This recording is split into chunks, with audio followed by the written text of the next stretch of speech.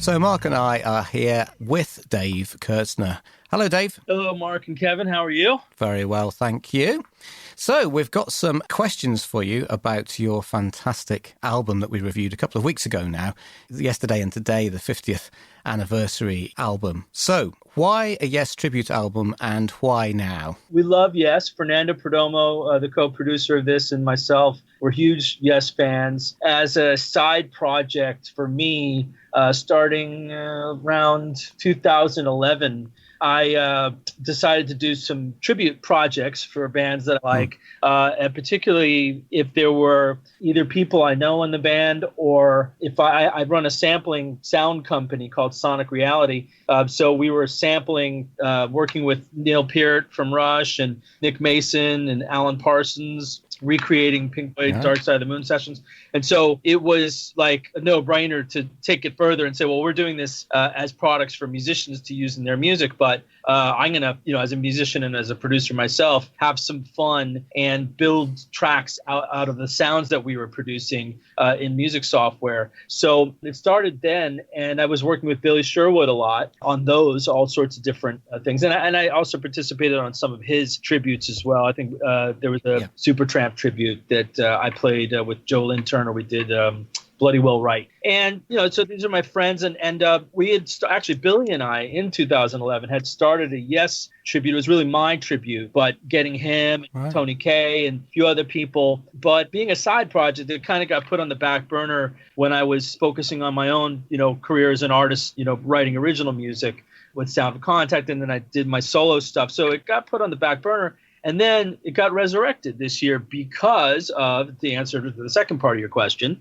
It's their 50th anniversary. And I was talking with Fernando, who plays with my band, Dave Kerzner Band, my solo group. And, I was talking with Yes's management, who happens to be our label partners for our original music. And we just looked at each other and said, should we try to do this before, the year is over? And everyone just said, yeah, let's do it. And so miraculously, we brought in the original tracks that we'd done, and then we did new tracks, and we got, I think, over 35 different people, including Steve Hackett and Robert Barry and Air, Nick DiVirgilio, all to manage to do this within a really short amount of time so that we could make it just in time for the deadline to be able to celebrate their 50th anniversary. Yeah, it was really fantastic. And as you would have heard from our review, we've really enjoyed it. So obviously, just as you mentioned, you have a whole plethora of musicians on this fantastic album. Which of the artists were you most happy about being able to include on this album? It's hard to pick favorites in the sense that I really appreciate what everyone has done, down to, being thrilled with Hal Rosenfeld's marimba, real marimba. You got to understand, me being a keyboard player, I would so just play a marimba on the keyboard. But, good old Fernando is between the two of us, we know like everybody. And especially if we don't actually do it, but if we were to tap into Billy Sherwood's Rolodex, we would really literally know everybody. But we have our own sort of musical family. It was all a family. So he said, we can get a real marimba player. And I'm like, dude, let's do it. So we had a lot of fun with Mark Murdoch who worked with Peter Banks, Empire, did real percussion on Fish. So those kind of things were like icing on the cake. But probably for me personally, working with Jeff Downs as a keyboard player, this was the first. He sat in with us on Cruise to the Edge, and I've been friends with him for a while.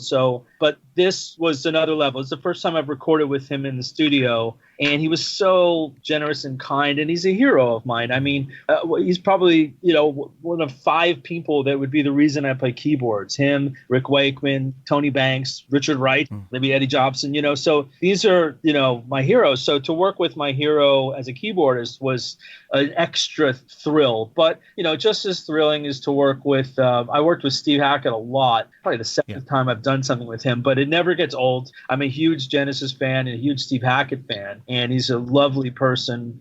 Robert Barry, I've known for many years. This is the first time I've actually worked with him, and he did a fantastic job on Changes. And Marco Miniman, who's part of my band in Continuum, to work with him was a blast. I mean, and then Jay Shellen. I'd say every single person that I personally worked with was, almost, I guess, equally exciting in just different ways. And then it was also very interesting to see, because we split up the production, what Fernando and his sort of family people he works with, Dr. Danny and Pat Sansone, and getting into the first record, songs from the first record, which is something that I wouldn't do, but it's very very Fernando to do that. And it's a nice balance of, my approach and his approach. And, he's sort of retro 70s and I'm sort of a little bit more modern, I guess. And it just kind of, I don't know. It was interesting and fun for me to hear the songs that he did that I didn't have as much involvement with. So that was exciting too. So overall, I'd say it was an equal, balance. Yeah, absolutely. So, but there must have been some people, though, who weren't available or you weren't able to persuade. Who did you really want to have on there that you weren't able to do in the end? I was going to make a joke about, well, it's funny. I'm actually friends with John Anderson. And he co-wrote a song on the new record that I'm releasing within Continuum, ironically. But I didn't ask him because, for a variety of reasons, not just the sort of, the politics of, official versus ARW. I mean, I'm like one of those fans who's like an equal opportunity. Like, I love them all.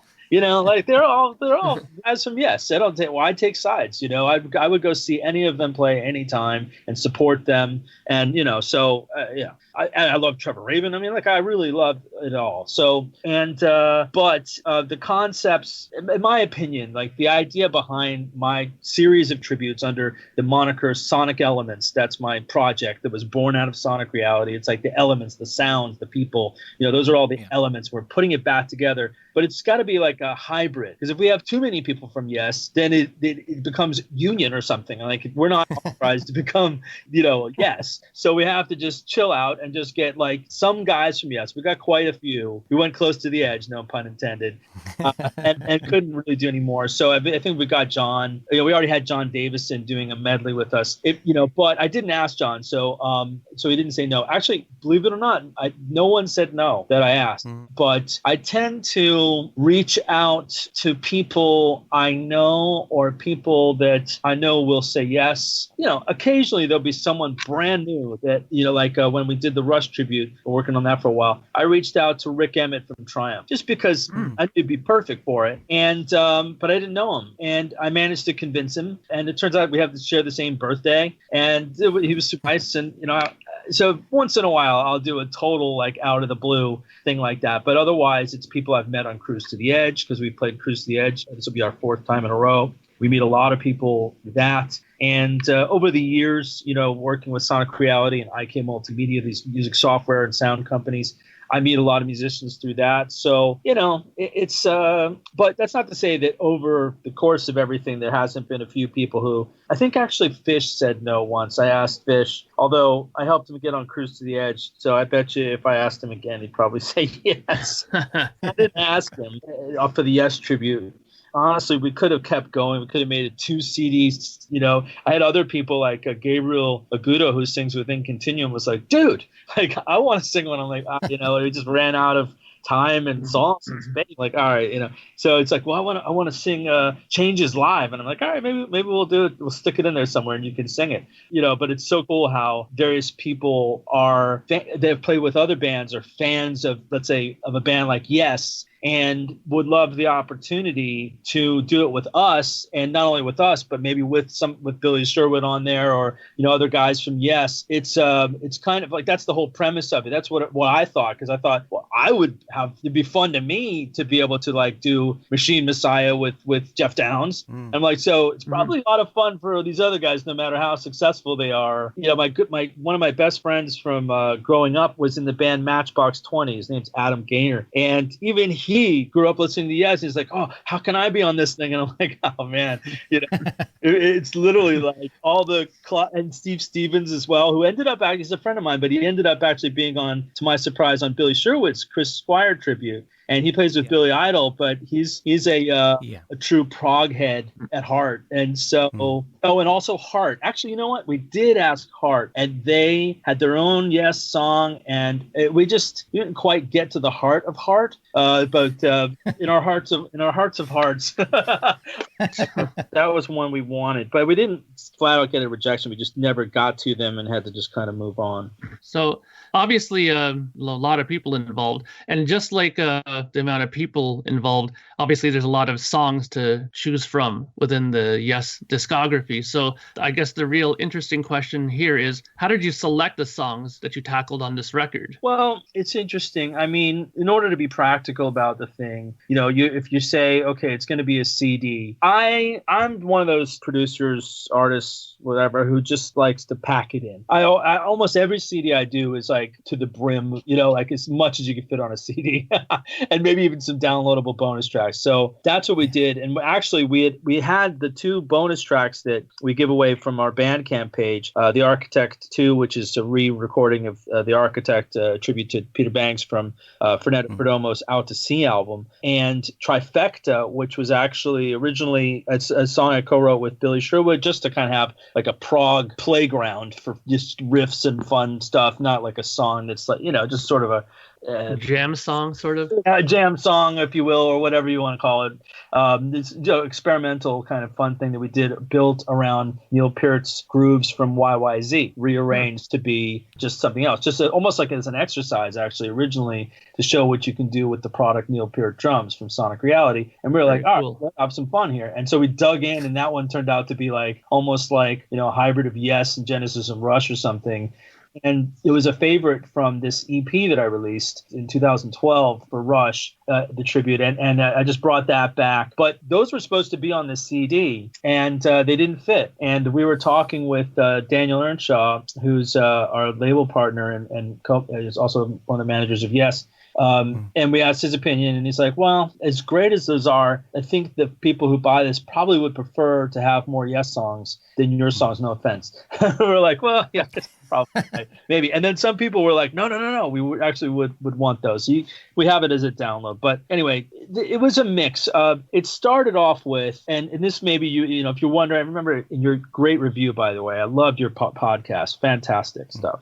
That I believe somebody had mentioned, like, I'm running. It's like, okay, interesting. Why that? And that one, I don't know. I think we just had it. And I was talking with Billy Sherwood probably in 2011, and we were just talking about different songs and saying, yeah, that was always a really cool song, kind of underrated. And he said, okay, let's do it. And so we did it. So I had it. So that kind of represented Big Generator, but it wasn't like decided now, like, oh, what do we choose to represent Big Generator? It's like, well, no, I had it already, kind of the skeleton of it. Right. And then we're like, well, all right, well, that'll take care of that, because in order to the album done within a reasonable amount of time, the shortcuts that I had with Billy were, not that much of a factor, but probably like a third of the album was helped because of that, particularly the Raven era stuff, changes we had from 2011 and Cinema. So, that was kind of like almost like the convincer to everyone else to say, hey, look, we got a head start here. So, meanwhile, it was just a mountain of work anyway.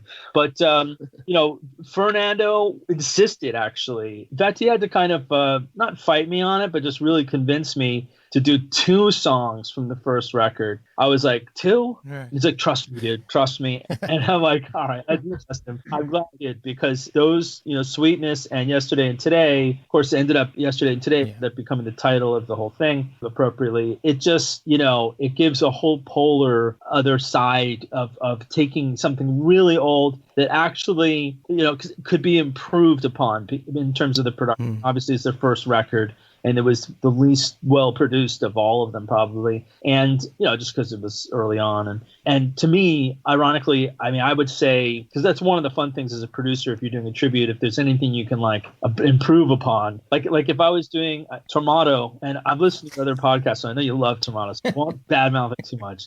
But production wise, it's a little muddy. It's not that well recorded. Like Going for the One sounds crystal clear, amazing.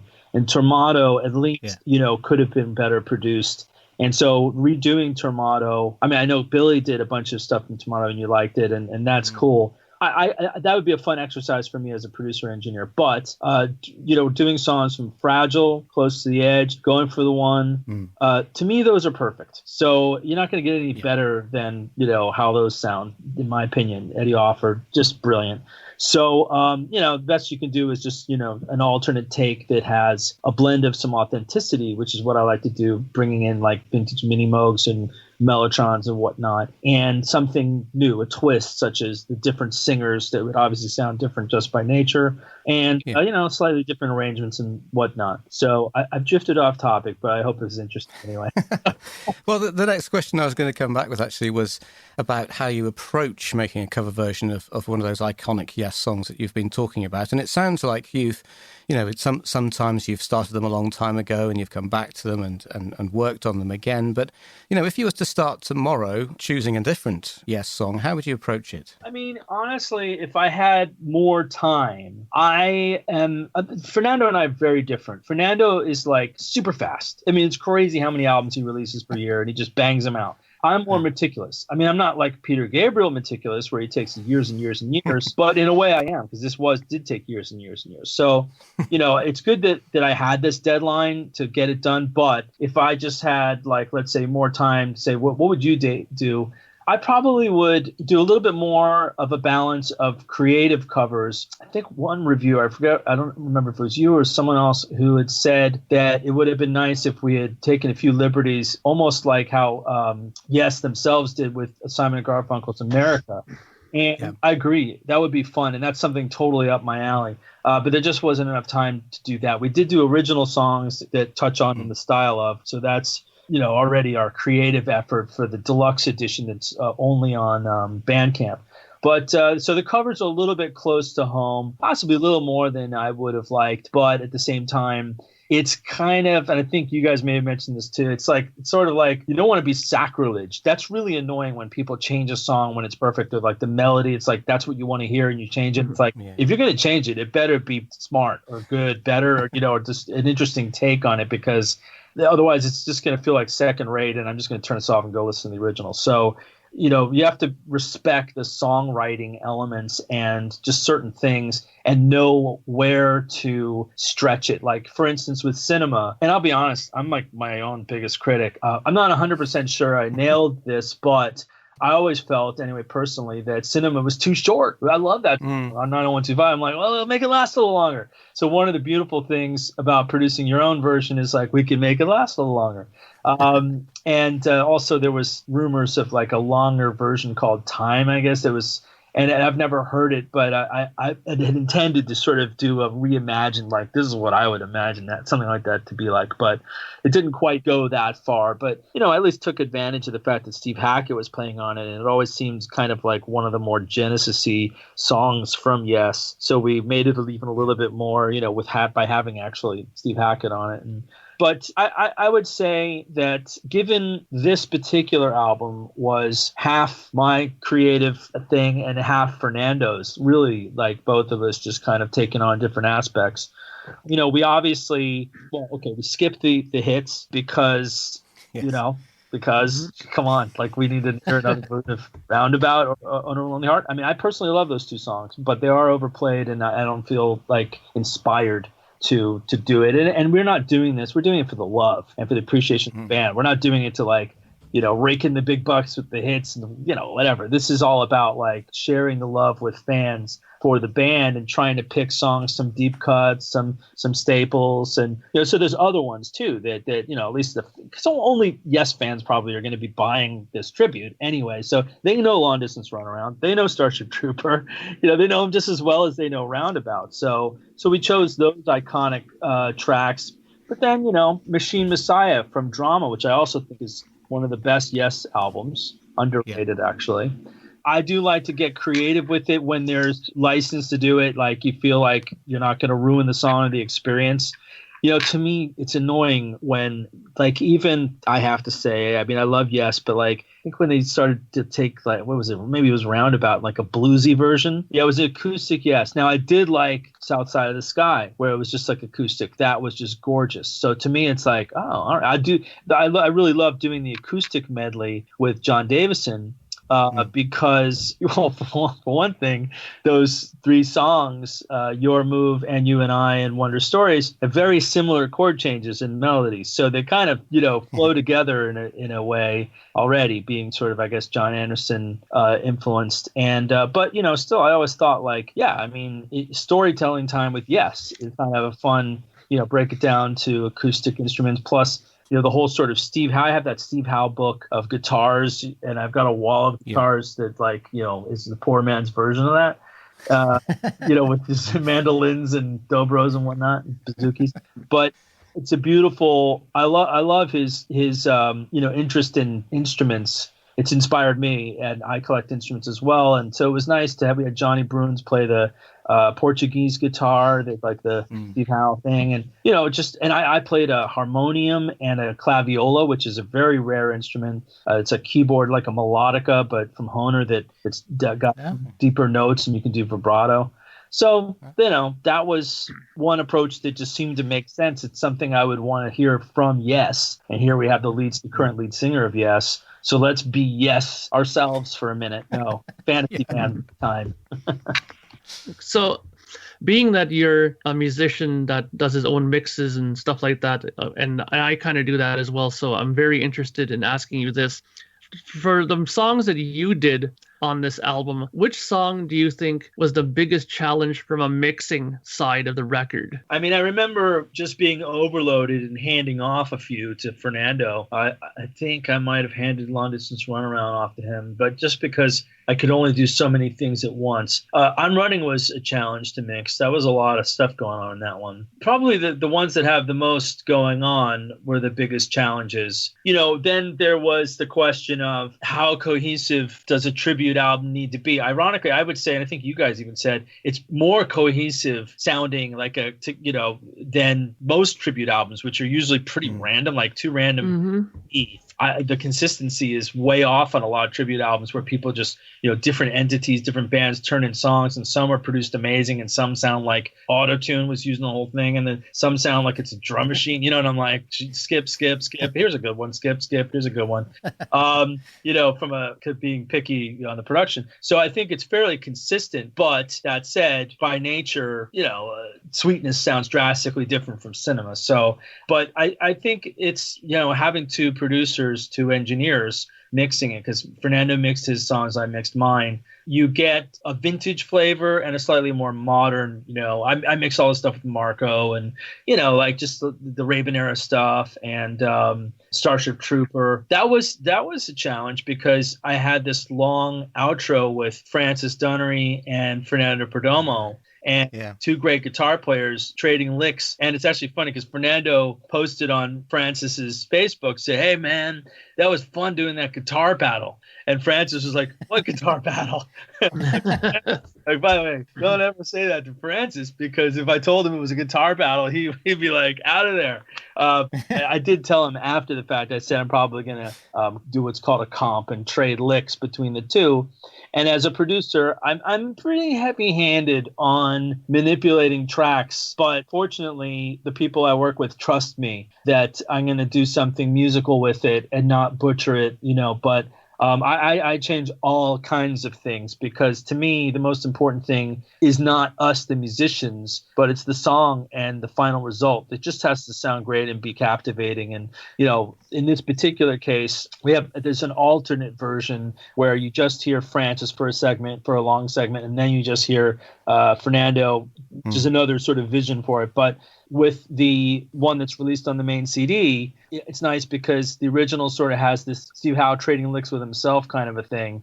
And in this particular case, I would say Fernando is more influenced by Steve Howe, so he was doing more Howe-esque licks. And Francis is Francis Dunnery from It Bites doing, his crazy stuff. He's an amazing, one of the best probably one of the most underrated guitar players on the level of like Alan Holdsworth or something. I mean, he's just so anyway, but going back and forth between something kind of, well, actually it was almost like, now that I think about it, like Rabin and Hal going back and forth, where Rabin would be more influenced by Alton Mueller or something, and Steve Howe would just be Howe, and one would be doing hammer-on licks and the other one would be doing volume pedal and all that kind of stuff. Just two distinctly different personalities in the guitar. Anyway. Yeah. Okay, well, if we forced you to choose one, which one would you choose as your favourite track from the whole album and the downloads? Well, I guess the Yes medley. Just because you get to pack in three and my one choice, if I had to choose one, it's my, but also I really love working with John Davison. I think he's got an amazing voice, and in particular, I'm proud that it feels like, in fact, I've got a track right here. Check this out.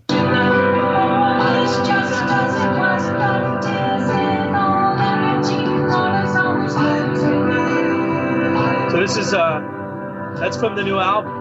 That's the song I co-wrote with John Anderson, and John Davison singing it. And this is like, I'm getting some of the best vocals out of John Davison, and for whatever reason, on the Yes tribute and on this In Continuum album, we just have a good connection, and he's inspired by what we're doing. And it's like, man, I've always liked him from Glass Hammer anyway. I don't know. I guess, you know what it is? Within Yes, sometimes people, they just love John Anderson so much, myself included, that he gets sometimes a bit of a hard time, and it's obviously tough to please. He's stepping in big shoes, and he actually does an amazing job. So does Billy. But, they've got, big competition with the people that they've replaced or whatever. And so they sometimes get, in a way, underrated for how amazing they are and how versatile and, just what they're able to do with their voices and as musicians, because John's also a bass player, and he was telling me, like, we should work together. He's like,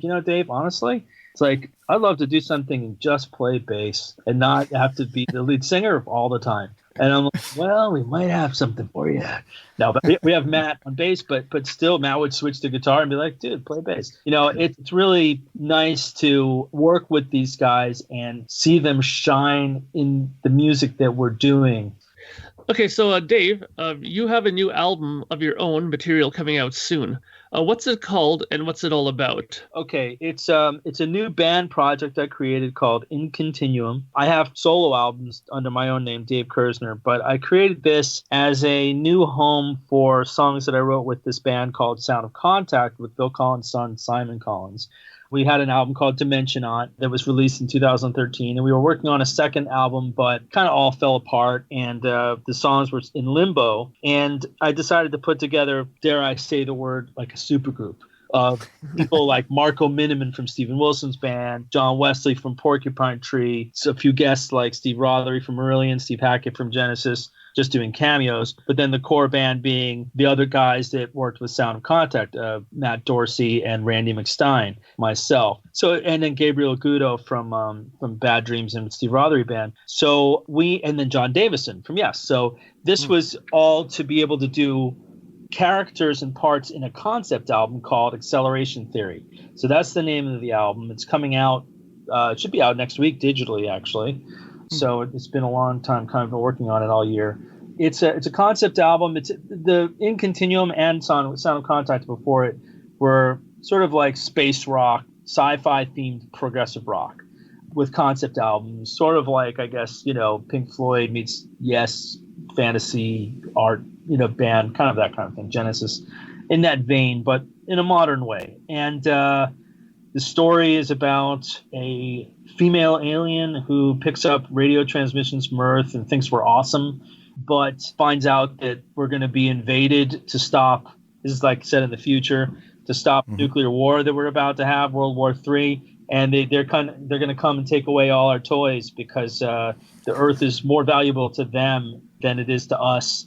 And we sort of get punished and brought, they're going to bring us back to the Stone Age. But and we don't even know they exist, but they know about us, and they sort of just we're off limits, like because we're too primitive. And there's been sort of waiting and hoping that we would kind of get our act together. And yet they see these the Earth, mankind just really just doesn't get it. They're going to destroy the planet. We need to just So they're not necessarily like the evil aliens invading like Independence Day or something. They actually have a point. The Earth, where they value. So, but she disagrees with them, and she comes here to warn us. And she crash lands, and there's all sorts of details. I actually put a story inside the booklet. When you open the booklet, there's a nice short story. So I always liked like The Lamb Lies Down on Broadway had a little short story in there. And so anyway, there's a nice short story that explains the songs further as well as the lyrics. And so she lands and meets an Earth human named Kai, who's played by Gabriel Gudo, and her character named Eliana is played by Letitia Wolf, who's a singer that I met through a Kevin Gilbert tribute I did in 2012 with Nick DiVirgilio. So again, one of those family tree things. So they fall in love, and she ends up training Kai, the character, on how to do the things that they can do in order to help stop the invasion. That's the short version of what it's about. And it's a more elaborate story. It's sort of cinematic, if you will, cinematic prog, you could even call it. Where there's some orchestral, there's a lot of strings, real string players. Joe Denham's plays electric violin from Stratospherius. Bruticelli and Caitlin Wolfberg do violins and violas. So it's really lush and dramatic. And if you like, there's I just played you a little snippet of something that would be very sort of I don't try to hide it, but I also don't do it gratuitously to just be like copycat or anything. It has a point. In fact, like for instance, John Davison's purpose on the album is to play this character of these sort of ethereal spiritual masters that transcend time, and they're there to guide people who can tune into them. And they're sort of, all knowing. So they sort of know maybe even everything's already happened or something. And they're just kind of like there to, sort of lightly guide it along. So he represents one of them, sort of like a wizard, whatever you want to call it. Also from a audio theatrical standpoint and a spectrum, for an ethereal character to be up in that high John Anderson-esque range just works. It's I don't know about you, but like sometimes when you listen to Yes, like Awaken or something, it almost feels like you're having some sort of like out of body experience. It's so ethereal and so uplifting, and so that to me is like a style and flavor to use theatrically as well, like a story-wise, to kind of give you the feeling of, wow, this is, sort of like in Star Wars, like the Force, okay, so like, the light side of the Force, that to me would be the sort of uplifting feeling or whatever. And then the dark side would be the menacing kind of heavy rock guitars and heavier voice, lower voice stuff. So that's how it's utilized. Okay, well, it reminds me a bit of kind of Elias of Sun Hello type vibe, maybe. But before you go, we're just about running out of time, but before you go, tell us how we can get hold of Yesterday and Today, and just explain the exact thing about the bonus tracks, and then tell us how we can get hold of your new album as well. Well, okay, everything is available from sonicelements.bandcamp.com. That's my main sort of high quality download and CD ordering hub for everything that I do. But some of them are available, let's say, on iTunes at lower quality. You can also get the CD for Yesterday and Today on Amazon and various retail stores like Burning Shed around just different places around the world. You have to check around Google and whatnot. But you can always get it from our website. We ship worldwide, and there's downloads. sonicelements.bandcamp.com. There's the special. Okay, there's two things. Just for getting the regular CD at regular price from Bandcamp, from our Bandcamp page, we give away 2 bonus tracks, which would be the 2 songs I mentioned earlier, The Architect 2 and Trifecta, which we wanted to be on the CD anyway. So this is a way to do that. However, we also have a high resolution, this is something I'm really into, 24-bit 96K, better quality than the CD download version of the regular album plus 10 bonus tracks, including those 2 and another 8. And this includes things like the alternate, there's like the cutting room floor stuff, like, the longer jam version of Starship Trooper with the guitar solos done differently. And also there's a bit of a mashup with The Fish and Starship Trooper where we have Billy sings different riffs and vocals, from other Yes songs. That was kind of a fun way to tip of the hat to all sorts of other Yes songs that didn't make it on there. We originally did Soon. We were going to do it ourselves with just Sonia Christina, and then it ended up turning into Curved Air, which was amazing. We love Curved Air. Yeah. We got to produce a Curved Air track, so that's like a bucket list, especially for Fernando, who's a massive fan. Yes. And but we had this other version that we recorded with Joe Cass, so I suggested to Fernando to make it a nice instrumental Soon track with Joe's drums. And I did. I also did the. I collaborated with Curved Air on the ambient intro of Soon, and I liked it so much that I made a track called Yescape, which is basically just a similar type of thing, but just more of it if you just wanted to chill out and listen to like something that would go well with a Roger Dean painting. Yeah. Well, it's all absolutely fascinating, and I really love it all, and especially those bonus tracks. I've got my CD and all that stuff coming to me.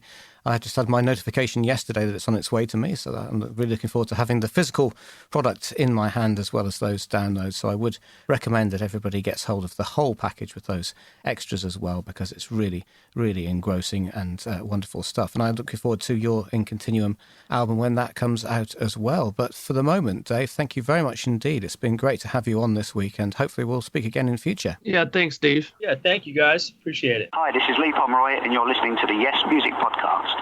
So just before we go, here's